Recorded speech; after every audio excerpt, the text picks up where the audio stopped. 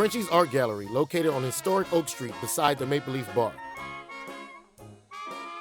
With over 3,000 square feet of space, it features a large gallery front room and Frenchie's personal art studio. Frenchie's Art Gallery is also connected to the Maple Leaf Courtyard, which is ideal for the New Orleans night scene. Frenchie's Art Gallery, 8314 Oak Street. Yeah, you're right. Located at 109 Wall Boulevard in Gretna, Uniforms by Logo Express provides school uniforms, medical wear, hospitality wear, safety and industrial wear, and so much more. We offer a number of locations on both sides of the river. 2 in Chantilly, 1 in Woodmere, and our main store located in Gretna. Uniforms by Logo Express. Your brand starts here. So here's the bottom line.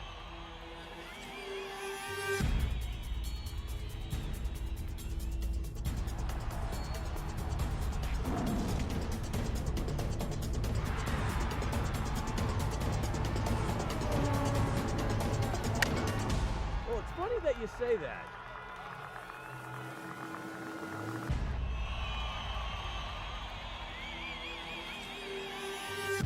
Let me tell you.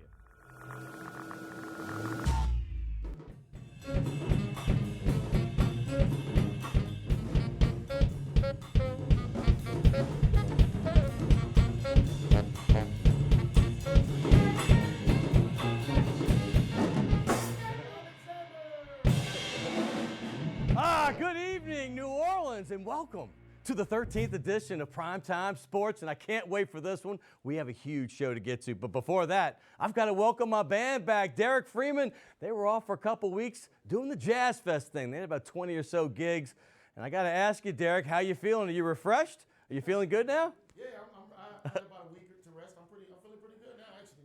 Yeah, big game James Martin, he was all around town, Tuba Steve, and of course, Scott Jackson on the bass over there. So, hey, I can't wait for this show. Derek will be talking to him throughout the show. I can't wait to hear more about what he did. But, man, I got to get into it because this was a big weekend, and it's going to keep getting bigger as it goes on through May. Because, hey, the Kentucky Derby, the 142nd Derby, it ran on Saturday at beautiful Churchill Downs, such an historic place. And it just seems that everybody gets out there. And this year, well, it wasn't just celebrities from around the country, it was celebrities here. But before we do that, we got to talk about the hats. When you get there, everybody has these hats. They all try to outdo each other.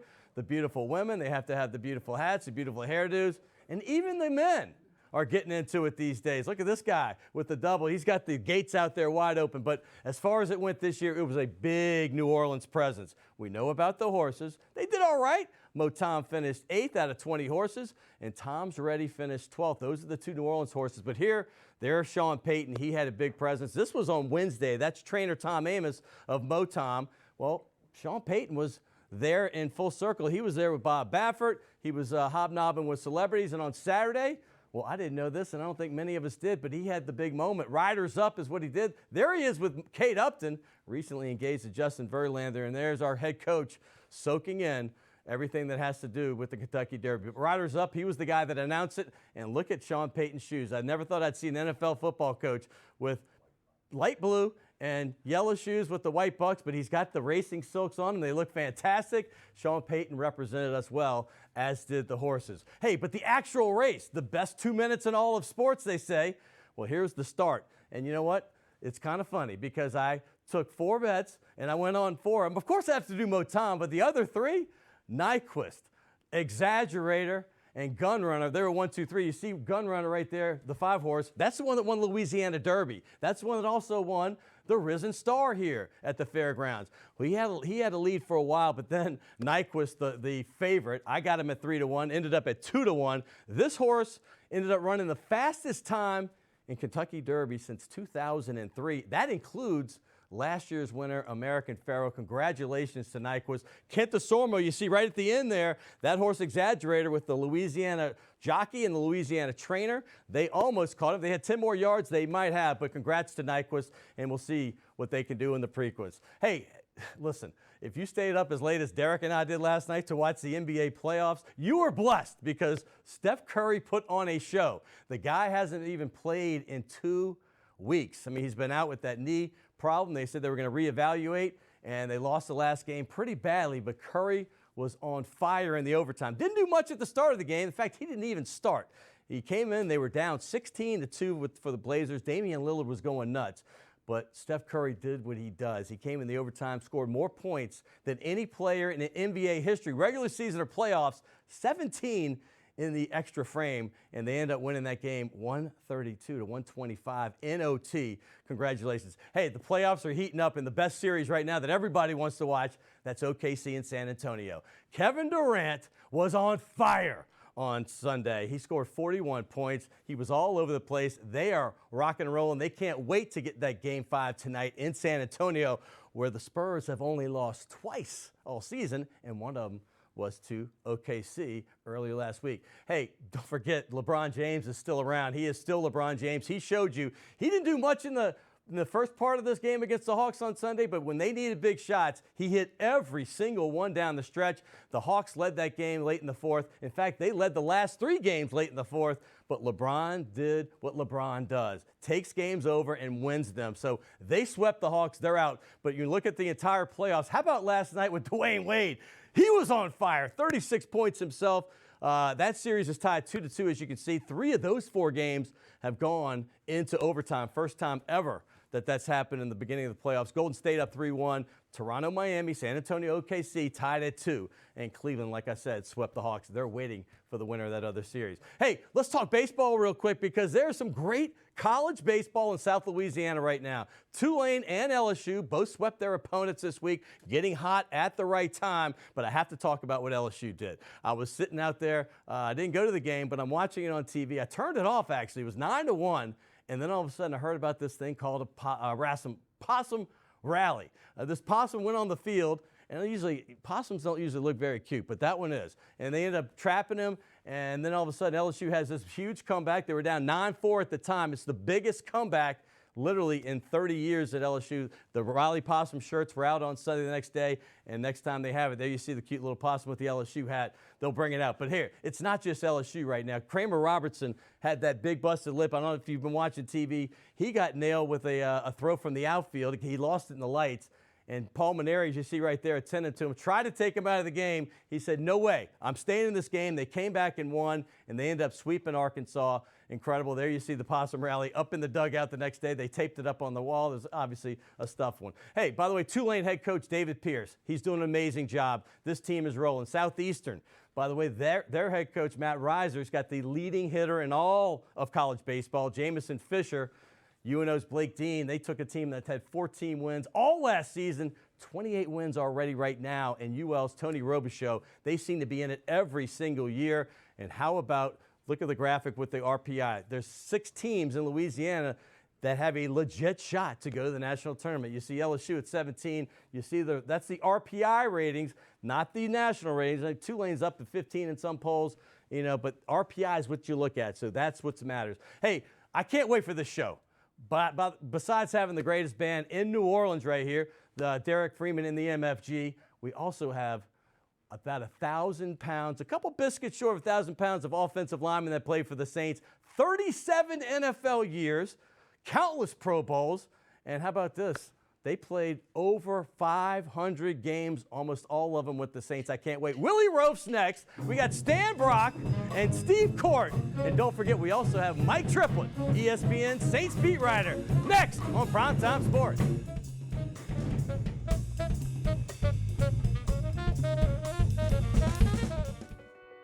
My life is full of statistics. Thing is, I could have dropped out of school and become one myself, but I didn't. Because I had people that believed in me. Here's another statistic. 7,000 students drop out every school day. That's 1 every 26 seconds. It's time that students know that we believe in them. Inspire a student and share your message of support at boostup.org.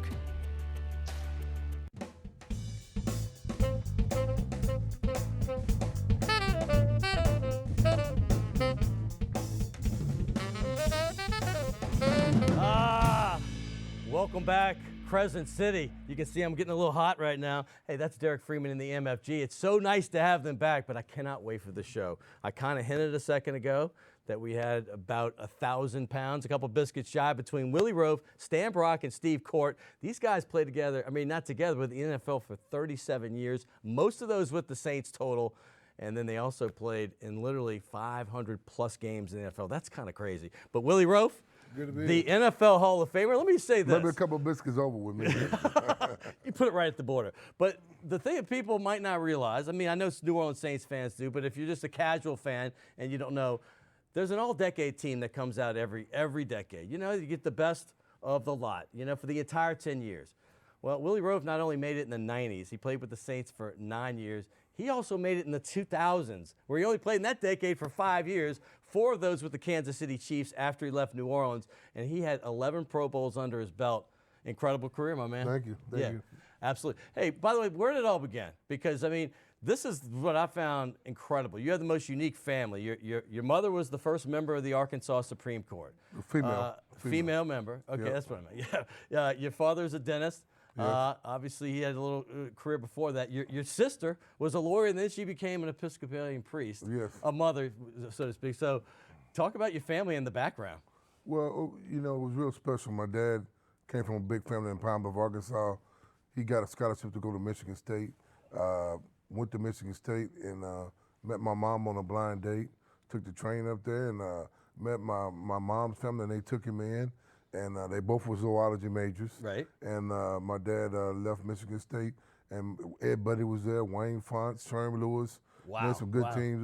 Bubba Smith was the freshman, my dad was a senior. And they went to D.C. and went to Howard Dental School, and my mom was working. And after that, they moved to Arkansas and had a family. And my mom actually started to go to law school after I was born. I mean, listen, you have the roots over there, obviously in Arkansas. I didn't even know the Michigan State part. I know you had Nashville, you have Virginia. You live in Riverside, California. How the heck did you get out west? Well, San Clemente. When I got traded from New Orleans to Kansas City, I decided to relocate to the Newport area. I was in Newport. Then I moved, after I retired, I moved to Villa Park. And then I moved to Yorba. People don't know California. Oh, I know California well. You're right between kind of Anaheim and Orange County. San Bernardino, kind of in that area, right? Exactly. Yeah, okay. And then, you know, I have dogs, so I moved out to Riverside because I wanted more space. But it's a little hot in Riverside. So when I got married, my wife said we need to get close to the water. So I actually live in San Clemente. Yeah, but we're Richard Nixon's hometown. Richard Nixon is in. And then Yorba Linda, they have the Richard Nixon library. Right, exactly. And then actually we live in San Clemente, and we're moving down to West Palm. No state tax, so one final move. I'm moving again, that should be it. That should be it. Well, you get down here often. I mean, you're down here right now. I mean, how often do you get down to New Orleans? Well, that was kind of a hard situation because you know, it's a lot harder to fly coming back, and my dad and brother are still in Arkansas. Right. So being down there is going to be closer. So I get down there a few times a year. But actually, my son that was here, that was going to school, he was living with me. Right. He's a junior now in high school. My youngest daughter is at St. Martin's this year. She's in the 8th grade, but my son's with me. So yesterday when I landed, I went and took her to eat with her friend, and I'm gonna go pick her up from school today and hang out with her again. All right, let's get to football. Before we get to the part. Quarterbacks are known to take out offensive linemen. I know some of them are cheap. You played for a bunch of them in the NFL. You had the Billy Joes. You had, obviously, your little Danny Werfel on the side. You had Bobby Hebert for a bit. Who's the quarterback that took you out for the nicest meal?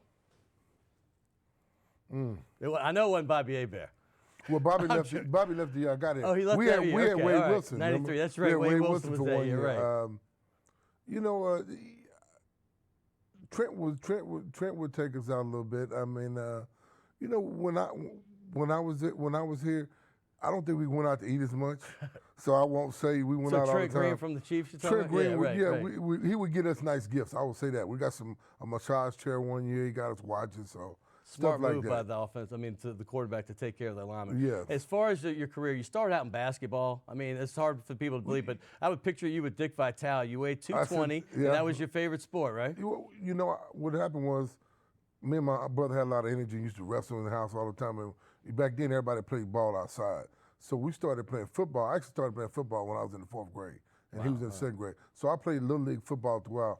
I didn't start playing organized basketball till I was about in junior high. So then I liked basketball, but my bloodline was more to football. But when they were lifting weights in high school, I was always going to play basketball. Right. So I went to basketball camp when Pippen came out of UCA and got Mr. Rebound. Central Arkansas, you're Yeah, right. Central Arkansas, Right. and that really made me a little smaller. But I was exceptionally quick, even though I was thin, so I could out-quick guys, even though I was thinner than them in high school. And our coach was coming to see two guys on our team that were all-state. Jerry Baldwin, who was from Natchez, Mississippi, where Walter Johnson was from. Exactly. Who Yep. played at Tech and played Another in the league for all-decade offensive lineman right there. Yep. And what happened was he came to see two guys. They saw me and saw the film on me. I went down to Tech on a recruiting trip. Right. Coach P-Roy and them saw my hands and feet, and they said, this guy's going to fill out, because my dad was like 220, and he's a big man now. And the rest is history. I committed to Tech. They went to Arkansas State with Larry Lakeswell, and I went down there and got red-shirted, and you know, and you get to college, you drink a little more beer, and you You fill it out a little bit. I start filling out. All right. I mean, what did you realize, honestly? You got to Tech. I mean, NFL, I'm sure you always dreamed about it, but you ended up becoming a top 10 pick. I mean, when did you think this was going to happen at Louisiana Tech? I mean, was it your senior year, or did you know early on? They saw my athletic ability, and they told me when I got there, Coach P-Roy and Coach P said, well, if you do what you got to do, you're going to be a real good football player. And Hokie Gajan was a scout for the Saints. I was a redshirt freshman. I was a redshirt freshman. Hokie Gajan came to our practice, said, who is that kid? He said, man, he's only a redshirt freshman.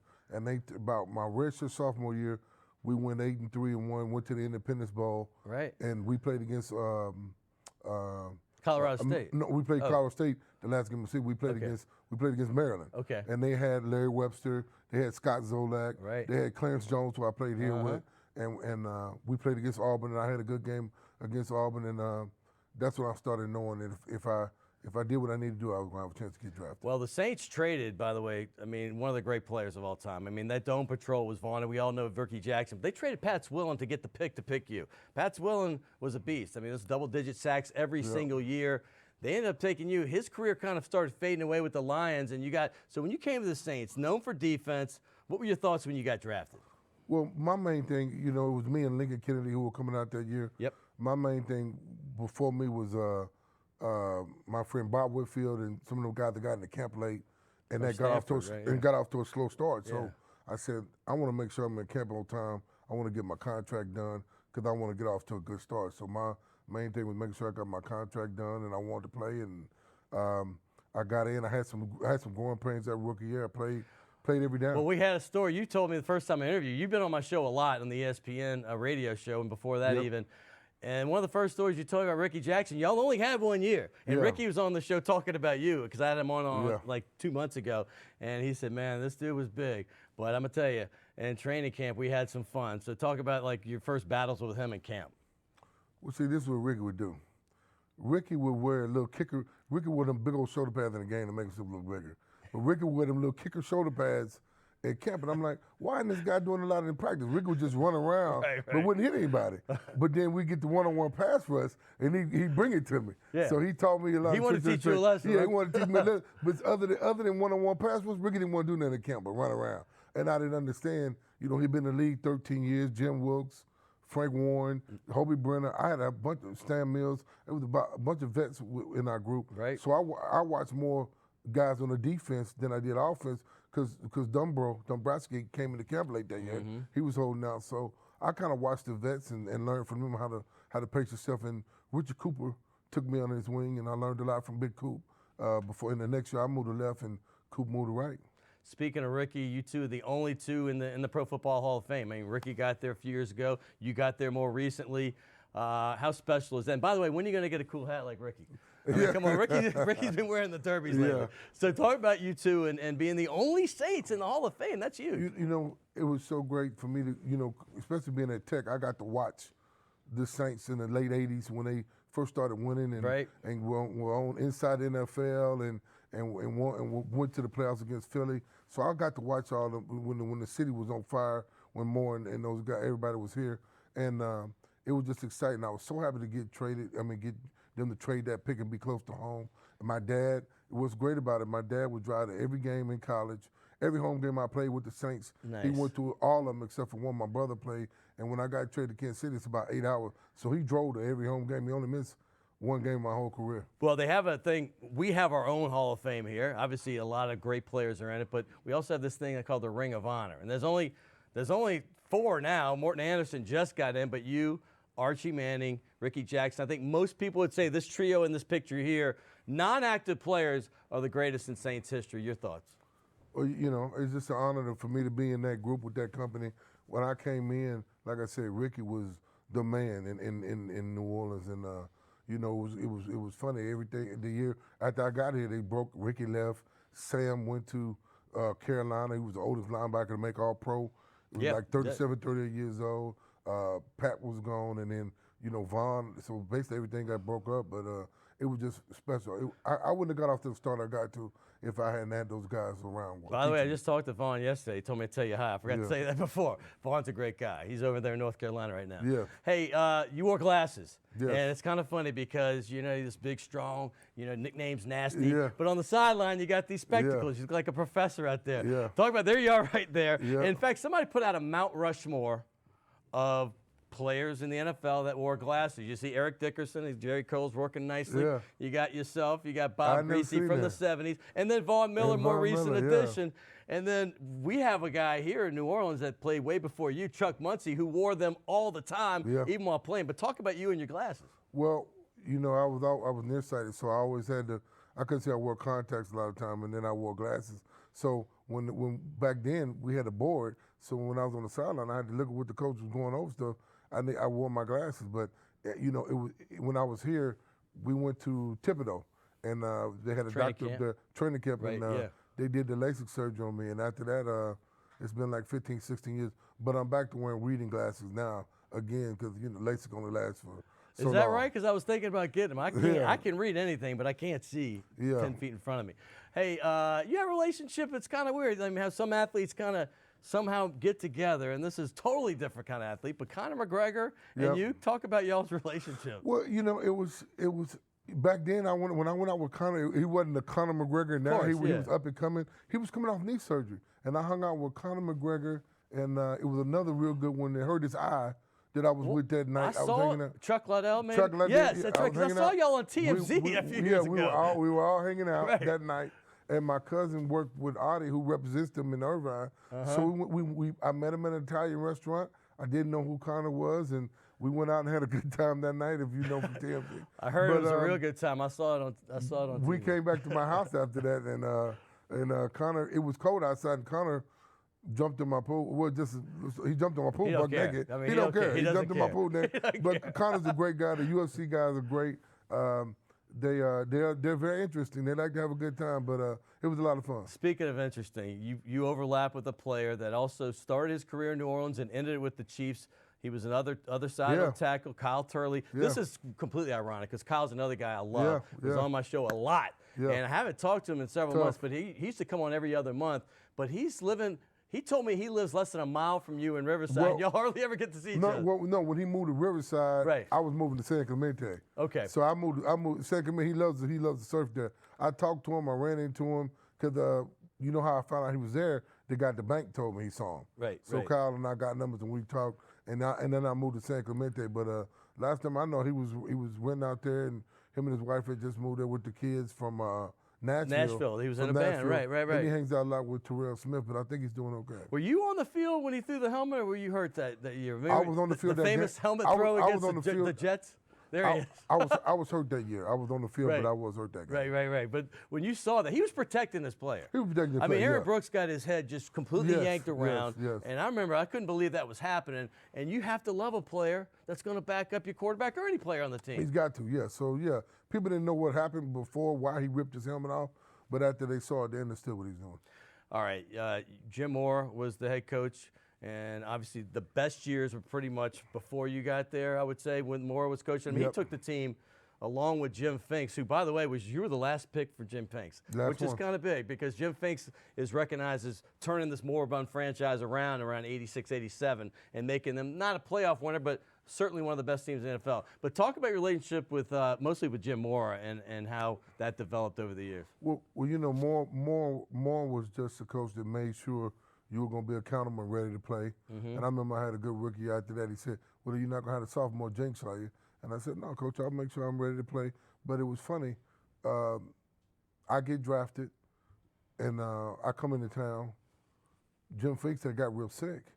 That's right. I'm the last one he drafted Ever. in the Hall of Fame. And I see you got your Fitbit on, and I got mine on too. My wife gets something. I wish I used it more. Yeah, but I never got a chance to meet him. He got sick, and That's really interesting. And I never met him. And by the way, for those who don't know, Finks is the one that's credited with building the '85 Bears dynasty team. I mean, and he came to New Orleans and did some great things. So that's interesting. You never met the guy that drafted you. Drafted me. One last thing. You left, there was some shenanigans going on in New Orleans, locker room. I don't need to get into all that, but you went to the Chiefs. And did you think your career was going to continue to go upward? Because a lot of times you had a big injury and you go to another team, but you ended up making an all-decade team again with the Chiefs. Man, it was funny. I was up for the expansion draft, and then Charlie Casserly said, we're not taking any players over 30. Took Baselli. Baselli had his labrums and his knee with surgery Jacksonville, done. right. In Jacksonville, and he took Baselli. Baselli never did play that year. I go to Kansas City, and I'd had some scopes, and my back was bothering me some. But that was my first major injury that I went through, the ACL meniscus, when I got traded, and it was a blessing. They moved John Tate, we call him Tater Tot. He had short arms, but was long. They moved him to right tackle because he was struggling some at left. And I had Brian Waters and Will Shields and Casey Wegman, who didn't miss a down for like 1,000 some snaps. He left Kansas City and went to Denver and played, and came back to Kansas City and missed a down. And we had an outstanding line. It was. I wouldn't have played as long if I hadn't gone up there and played on that grass. I mean, everybody in our division was on grass, and we set a lot of records up there. I'll give you some Baselli trivia that I didn't know till you just brought his name up. The only guy on offense on that all-decade team that isn't in the Hall of Fame in the 90s. Yes. So he is the guy, but he had a great career with Jacksonville, as you did with the Saints and obviously the Chiefs. And Thank you. Hall of Fame, wherever he's gone. Hey, this is a little restaurant we like to give gift certificates to, so go enjoy lunch or dinner before you leave. Go back to California. And here's the tradition. I've been saving a little Willie Roast spot for you. You can kind of just pop it right there. We've been getting the balls. Now you see Bobby Hebert, Deuce McAllister, Ricky's on there. Jabari Greer. We've had a bunch of current Saints as well. Oh, you got everybody on there. Yeah, we're getting there. Gonna be able to You know, Bobby takes the biggest spot, though. He's got that big spot. So just kind of get me up there in the front somewhere. I got to save some room for Steve on here, too. Oh, we got Steve. We got Steve covered, too. That's right. That's Steve Court. He's going to come on in a little while. And obviously, we're going to have Stan Brock, too. We're going to have Steve and Stan together. And then, but next, I've got the guy my favorite guy to read about the Saints' true story. Mike Triplett, ESPN.com, beat writer with the Saints, is coming up next right here on Primetime Sports.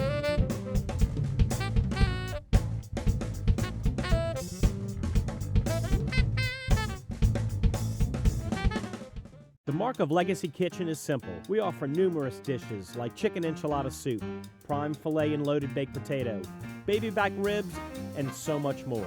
At Legacy Kitchen, we serve American fare, crafted cocktails, and we offer a great selection of wines by the glass. Metairie at Vetz and Martin Berman, and in the Warehouse District at Chapatulas and Girard. North Shore Basketball Training Center is located at 70239 Highway 59 in Abita Springs.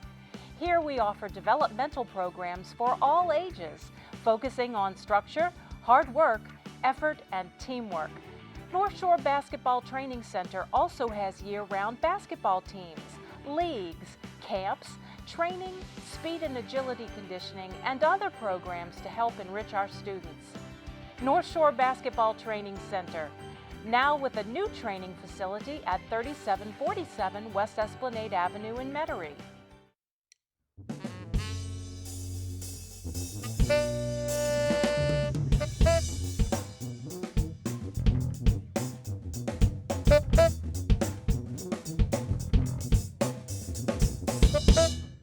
Hey, welcome back, New Orleans. And that, of course, is Derek Freeman in the MFG. And if you know anything about saxophones in the city of New Orleans, you know Big Game James Martin. His band's going to be playing at the Burgundy House, or at the Saint, I think, on Saturday. So check that out if you can. And we're going to get more information about the rest of them. Great band. Love to have them. Welcome back. Hey, but by the way, it was great to have Willie Roaf here. We're going to take a little break from some of the offensive line beat, but we're getting right back to it because Steve Court, who was the starting center for most of his career with the Saints, played guard some, but from 83 to 90 he played, and then his teammate Stan Brock will be joining us, and that guy played 16 years in the NFL, 13 here in New Orleans. But we're going to take a break from all the big guys, and we're going to talk about this current Saints team with Mike Triplett, ESPN.com beat writer. He formerly was with, of course, the Times-Picayune, and he's an Iowa native. So my first thing is, before we get into that, tell me about Mike Triplett. How do you get from Iowa down here to the Bayou? You meet a girl from Homa. There you go. Simple as that. Easy question. Yeah. That's easy. Well, talk about it. How'd you meet her? I mean, when this come around? I was covering the 49ers. Right. I used to cover them for 5 years, and so they would come down to New Orleans every year and play the Saints in that division. And we met one year. The Super Bowl was there a year later, so we met again then. Wait. So wait. wait. You were covering the 49ers. Yeah. And you came down here. Yeah. And that's how you met her? We met out. We met out. I mean, one of those seriously? classic Bourbon Street romances. Please that tell turns me it into was a on Bourbon Street. Long-time marriage. Because my respect level just went way up for you. That's pretty awesome. I did not know that story. So what's the Bayou compared to Iowa? You know, it's similar in a lot of ways. It's hotter. It's hotter. It's colder up in Iowa. And then I lived out in San Francisco for a long time, which I loved living out there. You know, San Francisco and New Orleans actually have a lot of similarities in that. Love San Fran. In that they're unique American cities that have some European I always flair, say San Fran, New Orleans, Key West, to me, the three most unique cities that we have. And, Vegas might be in that mix, too. In a different way, but Vegas is certainly unique, and New York is great in its own way. Hey, let's talk about Saints. Lots been going on. By the way, Mike is the guy, listen, no disrespect to any of the beat writers, because I read every one of them. I'm that guy that tapes everything on TV, reads every article. I'm all over it. But Mike is great. I mean, I've loved him from the time I moved back. I was even following the Saints when you Times-Picayune. I'd pull up NOLA.com when I was in Atlanta for a bit. And it's great to have you, and I hope you're here for a long time. But this team right now, they're coming off 2 7-9 seasons. You can't candy coat that. Vegas just says they're the 29th favorite out of 32. This is unbelievable. The over and under 6.5 games. You just told me that. But can this team do what we think they can and get back to respectability and possibly playoffs and beyond? I think the Saints are what they've been since 2013. Now, what did they do? 11-5 that year, and they go 2 rounds into the playoffs, lose at Seattle. That's the high end of what they can be. Right. The defense played above its head that year. With Rob Ryan's first year, I think they had like the number 3 or 4 ranked defense. The low end we've seen the last 2 years. But and Peyton's never had lower than 7 wins, Right. and they're saying that this is going to be lower than that. I disagree with that. Right. I think 2011, that was one of the best teams I've ever seen, and I don't think they're really close to 2011. No. But what they've been since then, which is an offense that can beat anybody when needed, even if they have to throw 7 touchdowns to beat Eli's 6 touchdowns. They all count, like 52-49. We'll take every one of them. They've still got that offense, and I think they showed that last year. The offense has not dropped off that far. Now we've got all the offensive linemen in here. That is probably where they've dropped off the most since 09 and 11, when Jari Evans and Carl Nix were playing maybe the 2 best offensive linemen in the NFL. Yep. They have dropped off from that, but they still have the number 1 passing offense, number 2 overall offense last year. Their offense can win games. Their defense just has to be decent. Yeah. And the last couple years, they were historically bad. So I think their defense can be decent. I think it can be 20th in the NFL or 24th in the NFL. I like the Sheldon Rankins pickup. What was interesting is James Laurinaitis doesn't make you think, oh, this guy's going to a Pro Bowl this year necessarily. But the first thing they targeted this year, which tells you what went wrong last year, was a quarterback who's going to get everyone lined up and read and recognize. James Laurinaitis being the quarterback of the defense, They interviewed a couple of those guys Right. and then signed Laurinaitis. So that was their number 1 thing they wanted to fix, because they have some talent. Cam Jordan, Kenny Vaccaro, Delvin Breaux, Jarris Byrd. On paper, Keenan there's Lewis, a ton, if he gets right, out. There's right, some talent. right. I think they needed these guys to get lined up better. They obviously switched coordinators to Dennis Allen. So I think it is possible that they have a decent defense, a great offense, and that could be your 10-win season. But I picked them to go 8-8. Vegas is even lower on them because back-to-back 7-9 seasons are hard to argue with. Well, the thing with the Saints is they have to have things come together in a perfect world, like the perfect storm kind of situation where they have the potential. You see, I mean, hey, if Keenan Lewis comes back, if Delvin Breaux continues to progress, if Jarris Byrd starts playing like the Jarris Byrd they thought they were going to get, there's a lot of ifs there. But can this team gel? I mean, you got some youth they brought in. You brought in some experienced veterans, and then you have some guys coming back from injury. Give me a best-case scenario for this defense. Well, yeah, I mean, I don't think I'll predict what they did in Rob Ryan's first year, where they were the third or fourth best defense. Right. You know, and certainly not the Super Bowl year when they had 39 takeaways and they were incredible that year. But yeah, I don't see why this can't be an average defense. We'll aim take big, average. but why can't they be? If the offense can continue to click, average would be good. Exactly. Now, it would have been nice to see them get a more dynamic playmaker in the pass rush. Right. They didn't really go after one in free agency, and then Sheldon Rankins should help up the middle in the draft, but that other defensive end position is it Bobby Richardson again? Is it Haoli Kakaha moving from outside linebacker to defensive end? Still a big question mark. The pass rush is still probably their biggest weakness. Speaking of question marks, I've got to bring it up. The draft pick, Onyemata. Yeah. That's a 4th rounder. They moved up to get him. That's a boom or bust round, right? I mean, 3rd round is when they did the boom or bust with Jimmy Graham. That could have gone a number of ways. I look at this guy similar. I mean, listen, 4th round, you're not necessarily trying to draft a star, but why not reach for the stars? I like the pick. I like the idea behind the pick. Trading 2 5th rounders for him, that you feel like you want that to be a little bit more of a sure thing that fell. But look, they obviously if Mickey love this Loomis's guy. drafting record was better in recent years, you'd be like, yeah, he knows what he's doing. But early on, it was great, right? 06? Well, it is funny because, the Saints have had by far the fewest draft picks in the NFL. Since 08, I think it's like 15 fewer draft picks than any other team in the NFL. Wow. They've traded for veteran players. They've traded for Shockey. They traded for Vilma. They lost 2 in Bountygate. I was but gonna they say. trade up into the 1st round a lot. They traded up for Right. Mark Ingram, for Brandon Cooks. And I kind of liked that. I was okay with that for 2 reasons. They're trying to win while they have Drew Brees. Win now. Get guys who can help right away. And they're really good with undrafted free agents. These guys make the team and they perform. And same thing this year, 19 undrafted free agents. But these last 2 years, it started to feel a little more like rebuild the talent base. So I was very surprised to see them trade up twice and only end up with 5 draft picks. Drew Brees had a good year. I don't want to say great because there were some games that weren't great. I mean, let's be honest. I mean, the Washington Redskins game was tough. Eagles was tough. It's not all Drew. We know that. Yeah. But he had great numbers at the end of the year. He even missed a game against Carolina. But when you look at the targets he got now, I mean, there was no Jimmy Graham last year. Yep. Colston's been fading for a couple of years. So now you're bringing in another big receiver, faster than Colston even. I'm not saying he's going to be as productive, but Michael Thomas, supposed to be great out of Ohio State, 2nd round. And then you also got Kobe Fleener in free agency as another big target at tight end. Tell us how these two are going to help the Saints offense. Well, I didn't love how much they spent on That's Kobe the Fleener. key. I was shocked how much they had to We spend all on were. Kobe Fleener. I like the pick. I listed him as a guy they might sign. And I thought he would probably cost about $4 million a year, and he cost over $7 million a year. I thought 5 was what you could get him at because I knew there was a dearth of tight ends. But you like him on the team rather than not being on the team, correct? So you don't like what it took Right. to acquire him, but he's going to be a monster in this team. I was actually up in ESPN for the Fantasy Football Rankings Summit, and he was a big, hot discussion. It's like, how much cachet did the Saints have? Because look what they did with Ben Watson last year. Jimmy Graham's gone, and Ben Watson has a career year at 34 years old. So And you got to think he's only in the Kobe league Fleener, 4. He should Kobe- have big yeah, numbers. And Sean Payton clearly loves him. I Right. mean, they went after him, and Payton said, I watched every snap he took. He said, he goes, I watched it, and I thought we could throw to this guy 8 straight times, and he's going to catch it 8 times in a row. So he's got plans for this guy. So Kobe Fleener should have a breakout year in this offense.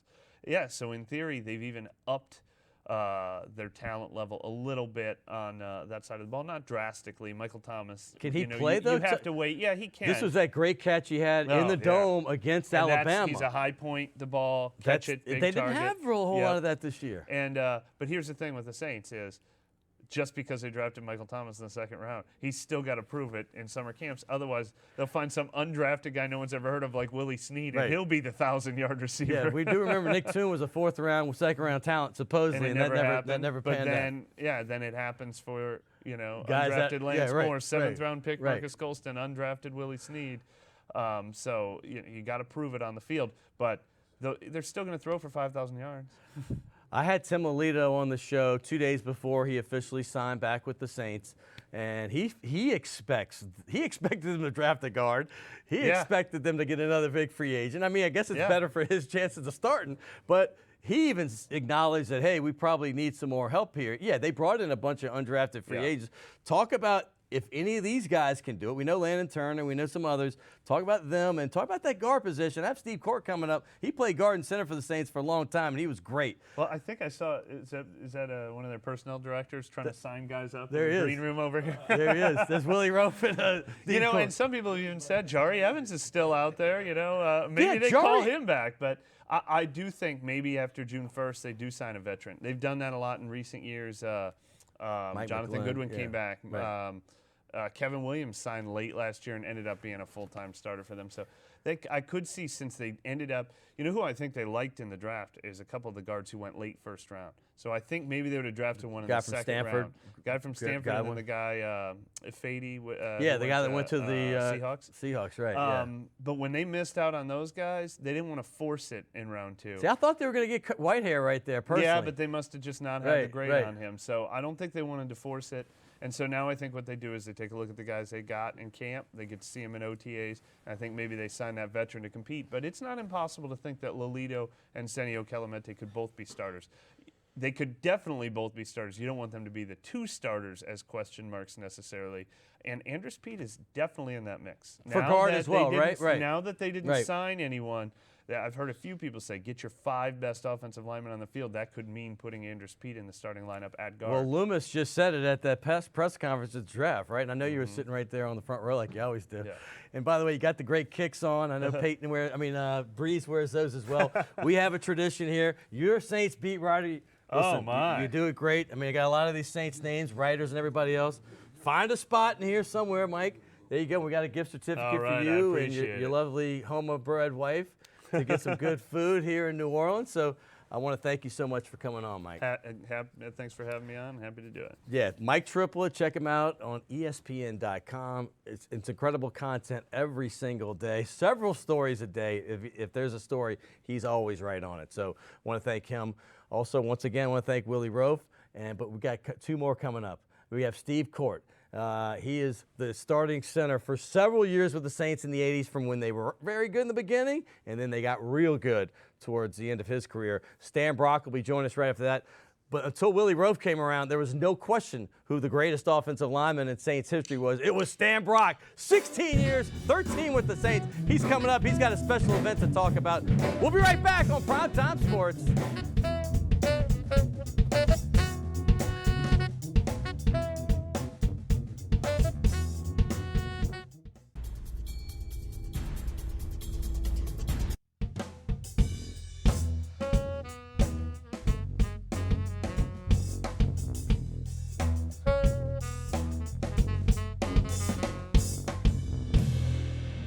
Welcome back, Crescent City. By the way, the Derek Freeman, the MFG, on Sundays, especially during crawfish season, probably beyond, but I know you can go to DBA on Sundays. All you can eat crawfish and the Soul Brass Band.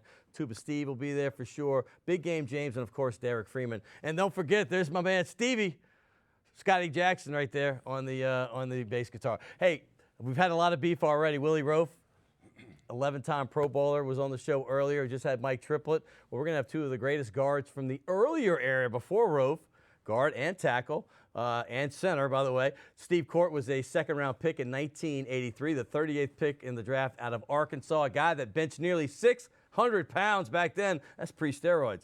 And he did it. I couldn't even believe it when I read it, but Steve Court ended up starting at center. He replaced a semi-legend in my mind. Growing up as a kid in the 70s with the Saints, John Hill seemed to be there as a starting center for at least a decade. It seemed longer when you're young, but the guy that ended up replacing him and starting for 8 years with the Saints, Steve Court. Yeah. Welcome to the show, my man. Yeah, glad to do it, Scott. And by the way, he's also, for the last 11 years, well, you replaced the guy, well, you hate to, embrace homicide, but a guy that killed his wife, unfortunately, that did the show before you, Vince Marinello. Yeah.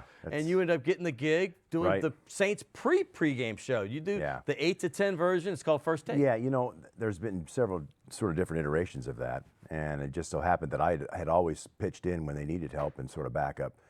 So when that unfortunate situation came down, they plugged me into it, and I've been there ever since, and I'm beginning my 11th year in that. I mean, 11 years. So it is called First Take? It is called First Take. And yeah. Stephen A. Smith, Skip Bayless, don't you all have some rights to sue? I'm not sure if we didn't have it first. You did have it first. That's my point. I know, because they haven't been doing that but probably about 6-7 years.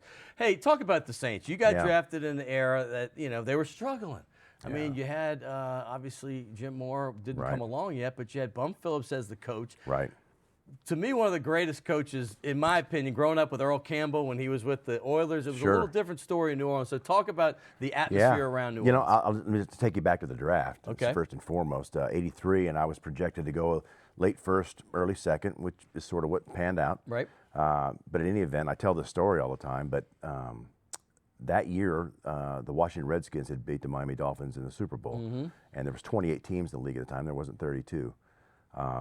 So the 27th pick was the Miami Dolphins, and they called me up and said, "Hey, we'd like you to, we want you to be a Dolphin, and you can play next to Kuchenberg, and this would be great. We've already got a really good center, but we want to put you on the other side." So I thought, well, this will be great. I'll do that. So in any event, they didn't pick me. They picked a guy named Dan Marino. So they probably got a better deal. They probably got a better deal. Well, that's right. They didn't think he would slide to 27 because he was supposed to be top 10. You're right. So then what happened was I was on the phone again, split second later, and it was Washington Redskins saying, "Hey, we want you to be a hog up here too, like you were at Arkansas." Legendary Hogs with the offensive line right there. And go up here and come up and block for Riggins and those guys. I said, "Yeah, that would be great too." Then they picked this guy named Darryl Green. I think that probably worked out for him. It worked out real well. 20-year quarterback, Hall of Famer. So long story short is I was like, well, those two didn't work out, so let's see what happens. And there was a few other picks ahead of me, and other than that, then I went. And I had sort of established a relationship with the Saints at the time because I had gone to the Senior Bowl, and Bum Phillips and his staff was the South representing staff for the Senior Bowl. So nevertheless, they knew me, knew about me, and so I felt welcome coming in. But be honest with me. Yeah. You just mentioned the two teams that called you were in the Super Bowl the year before. Right. The team that drafted you was 1-15 2 seasons before. Was it a little bit let down? Be honest with me. No, it really wasn't. Okay. I can tell you it really wasn't. To me, I kind of wanted to, for some reason, I'm from Denver, Colorado originally, and that would have been great to go back there. But other than that, I was hoping for, California or South. I wasn't really looking forward to Green Bay or, Did Buffalo. you go to Arkansas out of Denver? Yeah. Because they were in the Southwest Conference. I know they were a powerhouse back in the day. Funny story, how I got down there. We got a picture of your hairdo back then, yeah, by the way. I had a lot of hair. It's pretty Yeah. good. I like seeing that. There you go. Look at that. Look at right that. there. Summer of love right there. You're still looking good, though, baby. But long story short, there was a couple of the guys that were getting recruited out of my high school, and I had a lot of interest from some of the Big 8 schools at the time, Colorado and things like that. Right. But none of the Oklahoma and Nebraska didn't want anything to do with me. Nebraska wanted me to walk on, and I said, well, I don't want to do that. Right. First and foremost, I was a hockey player, so hockey was the game that I really loved, and was actually better at hockey than I was at football. But things worked out. Okay, so. Lou Holtz came up there on a recruiting visit because they had gotten a guy out of there a few years before named Jim Howard that was a parade All-American running back that turned into a great outside linebacker for the Arkansas Razorbacks. Okay. Came back up there and went through and saw a couple other guys on tape, and he kept on wondering who was this defensive lineman that kept on making all the tackles, So he head football coach at the high school called and said, "Hey, come on down here. You got to meet Lou Holtz." And I went down there and shook his hand, met him, and said I was glad to meet him. He said, "When do you want to come to Arkansas?"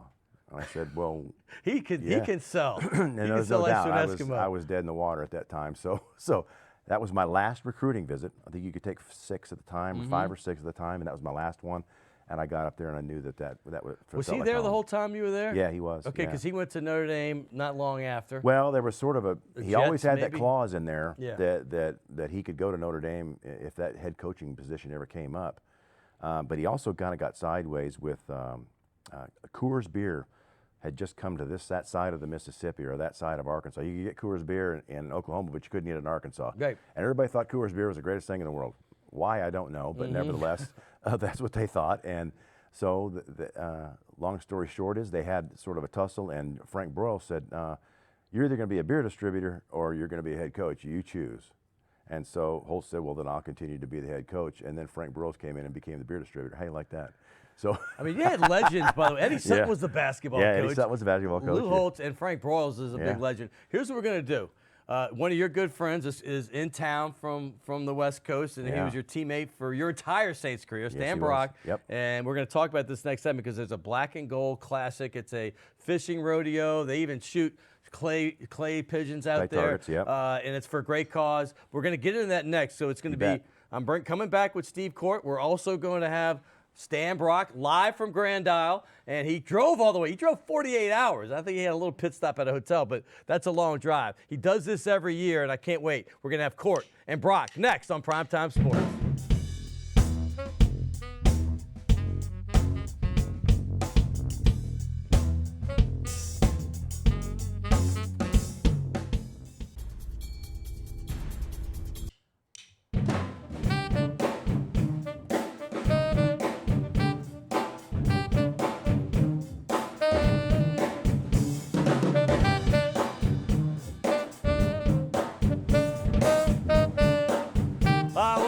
back, Crescent City. I've had so much fun on this show. That's Derek Freeman, the MFG, and I'm so glad they're back.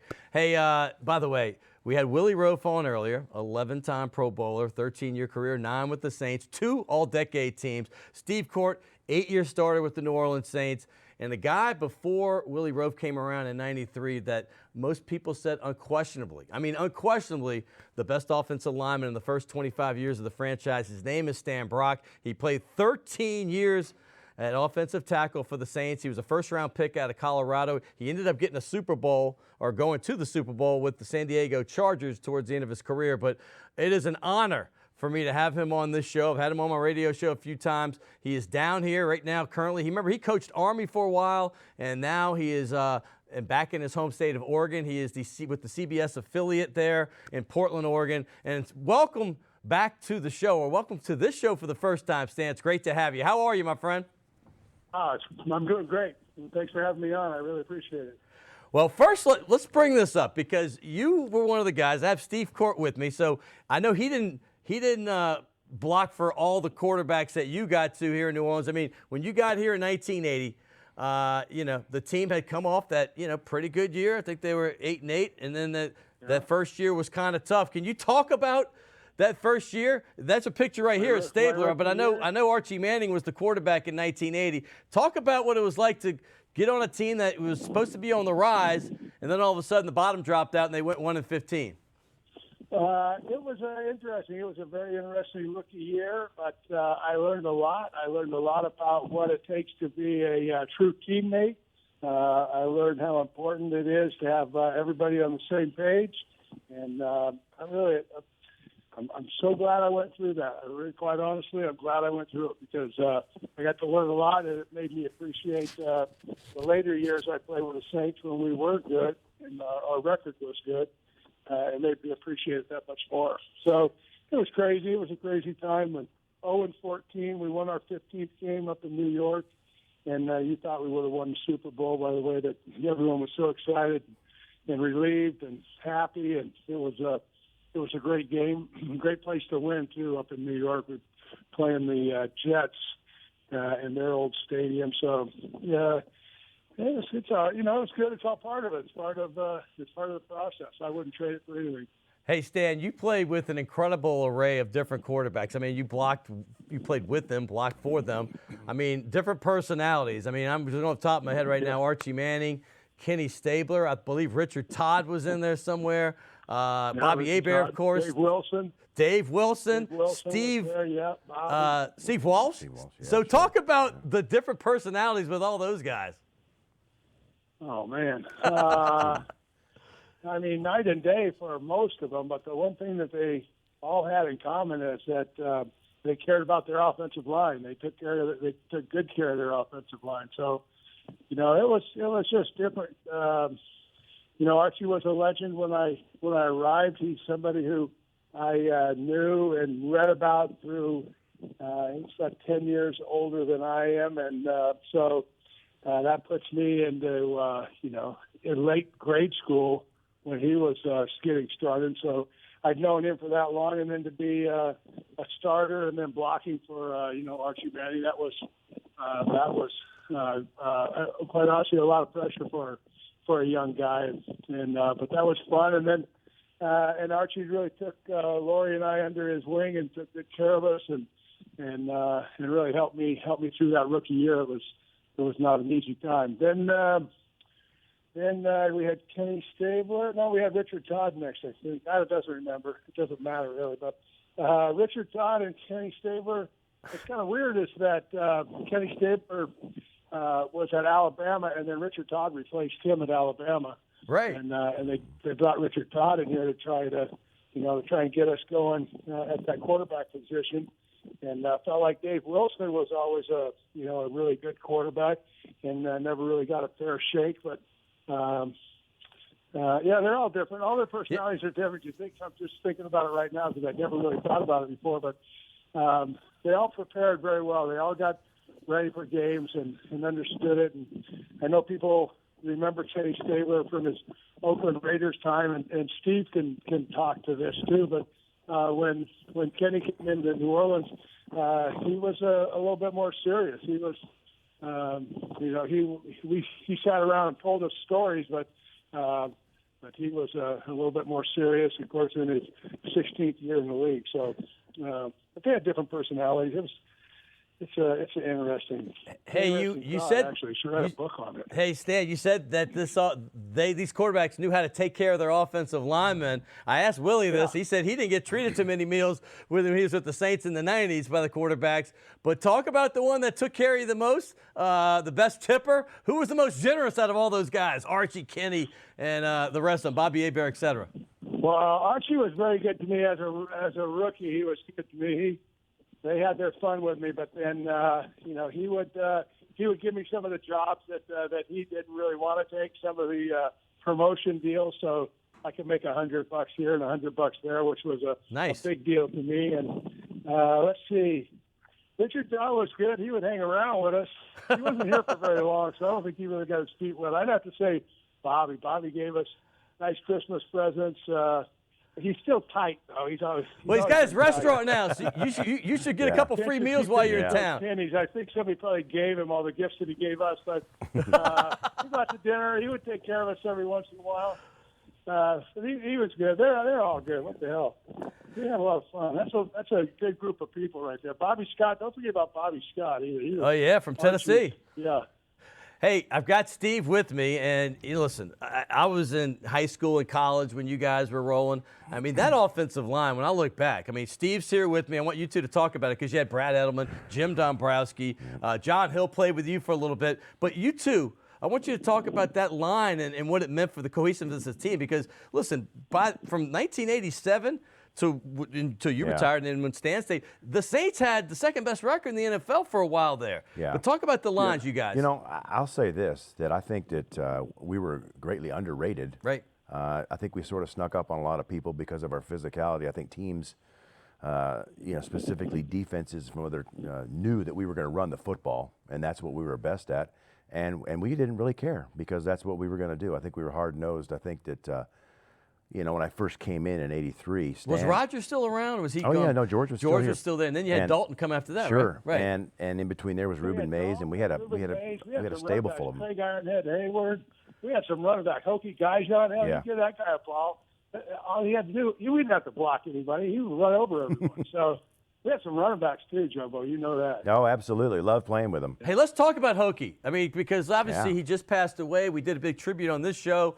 I know you guys were at the funeral. I know you came in from Oregon. Just talk about the man that he was. Well, I tell you this right now, and Stan knows the story, but when I first got down here in May of 1983, the first two guys that sort of opened their arms to me was Stan and Hokie. And we made fast friends ever since and have been great friends ever since. And so those two guys were really responsible for making me a pro football player and helping me sort of get started in this league. Hey Stan, but I want to say you have the Black and Gold Classic. I want to promote this, and you and Hokie, obviously, this is your big event, and it benefits obviously Green Berets, Navy SEALs, the foundations for them.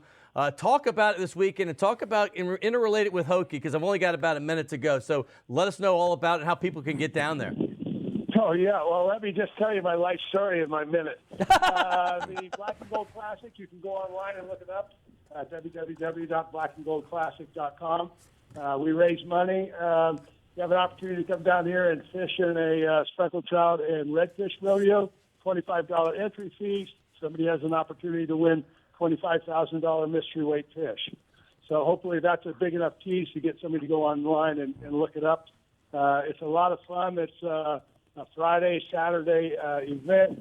We bring a bunch of old players down here, and we have a great time here at Bridgeside Marina in Grand Isle, which I'm at right now. And the fishing is spectacular. Went out for 2 hours this morning, and we came back with 59 trout and one redfish. So fishing's good, weather's good, and so we should be ready to go. My relationship with Hokie, you don't have enough time. Yeah. I don't care if we had 2 hours. He was very special to me and a whole bunch of people he's special to. But we had a really close relationship. We did a lot of things together. We basically grew up from the time we were, 20 years old until till a couple of weeks ago.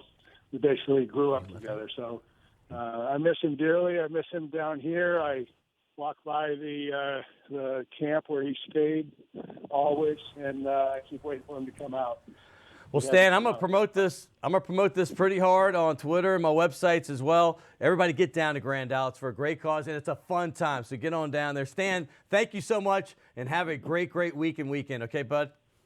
Okay, appreciate it. See you in a little bit, Jumbo. Yes, sir. I'll see you then. And for Steve Court, I got you a nice little gift certificate to go to a restaurant. Absolutely. You know the tradition, sign the ball. Thank you so much, my man. I appreciate it. This has been like a kid in a candy store for me to have you, Stan Brock, Willie Rofe, and I want to thank Mike Triplett as well. Hey, by the way, for more information, SaintsInsider.com. I'm part of Scout.com. You can go to my Twitter handle is @DScottAlexander, and I'm going to start getting heavy into the Pelicans because they are right now in the 6th hole. So go to PelicansPride.com. They're going to figure out where they're going to be in the lottery next week. So I want to thank everybody here, from Will and all the staff back here, that people do the work behind the scenes, the Redhead Tsunami, Derek Freeman, and the MFG. Thank you, everybody. It's been a fun show. We'll be back next week on Primetime Sports.